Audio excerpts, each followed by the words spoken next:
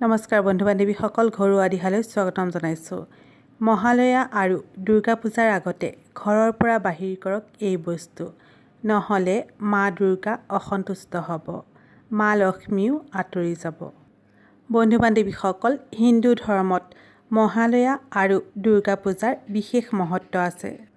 পৌৰাণিক কাহিনী অনুসৰি দুৰ্গা দেৱীয়ে 9 দিন যুদ্ধ কৰি অসুৰ মহিষাসুৰক বধ কৰিছিল আৰু এই যুদ্ধ আৰম্ভ হৈছিল মহালয়াৰ পৰা। এইবাৰ মহালয়া পৰিছে 6 অক্টোবৰ বুধবাৰে। আনহাতে দুৰ্গা পূজা বা নৱৰাত্ৰিৰ আৰম্ভ হ'ব 7 অক্টোবৰত আৰু সমাপ্তি ঘটিব 15 অক্টোবৰত। দুৰ্গা পূজা বা নৱৰাত্ৰিত মা দুৰ্গাৰ 9 স্বৰূপৰ পূজা আৰাধনা কৰা হয়। এই শুভ সময়ছোৱাত কিছুমান বস্তু আমাৰ ঘৰত থকা অশুভ মনা হয়। এনে বস্তু যিমান সোনকালে পাৰি সিমান সোনকালে বাহিৰ কৰিব লাগে। আজিৰ এই ভিডিঅ'ত আমাৰ ঘৰত থকা এনে কিছুমান বস্তুৰ বিষয়ে ক'ম, যিবোৰ বস্তু ঘৰত থকাটো অশুভ মনা হয়।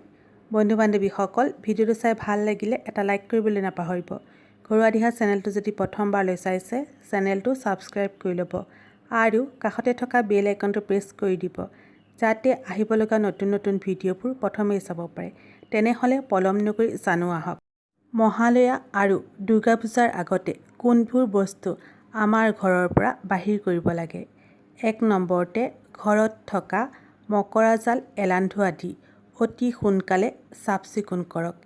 এনে বস্তুৱে ঘৰলৈ দুৰ্ভাগ্য নমাই আনে। দুৰ্গা পূজা বা মহালয়া বুলিয়েই নহয়, ঘৰত মকৰা জাল বান্ধিবলৈ কেতিয়াও নিদিব। মকৰা জাল বান্ধিলে সৌভাগ্য প্ৰাপ্তিত বাধা জন্মায়। 2 নম্বৰতে ভগা আইনা বা ভগা যিকোনো আচবাব। যদি আপোনাৰ ঘৰত ভগা আইনা বা ভগা যিকোনো আচবাব আছে, তেন্তে এনে বস্তু কেতিয়াও ঘৰত ৰাখি থ'ব নালাগে। যিমান পাৰি সিমান সোনকালে ঘৰৰ পৰা বাহিৰ কৰিব লাগে। ঘৰত এনেধৰণৰ ভগা ছিগা আচবাব থাকিলে ঘৰলৈ দৰিদ্ৰতা আহে আৰু এনে ঘৰত কোনো দেৱ দেৱীয়ে বাস নকৰে। 3 নম্বৰতে ঘৰৰ চাৰিওফালে কোনো ধৰণৰ জাবৰ জোথৰ, আৱৰ্জনা আদি গোটাই নাৰাখিব। আৱৰ্জনা থকা বা অপৰিষ্কাৰ ঘৰত মা লক্ষ্মীৰ লগতে কোনো দেৱ দেৱীয়ে প্ৰৱেশ নকৰে।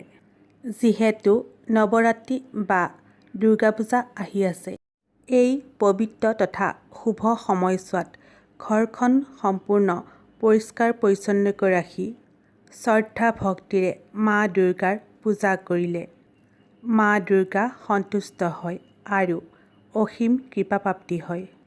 বন্ধু বান্ধৱীসকল, ভিডিঅ'টো চাই কেনে লাগিল? যদিহে ভাল লাগিল কমেণ্ট কৰি জনাবলৈ নাপাহৰিব। তেনেহ'লে আজিলৈ আহোঁ, ধন্যবাদ।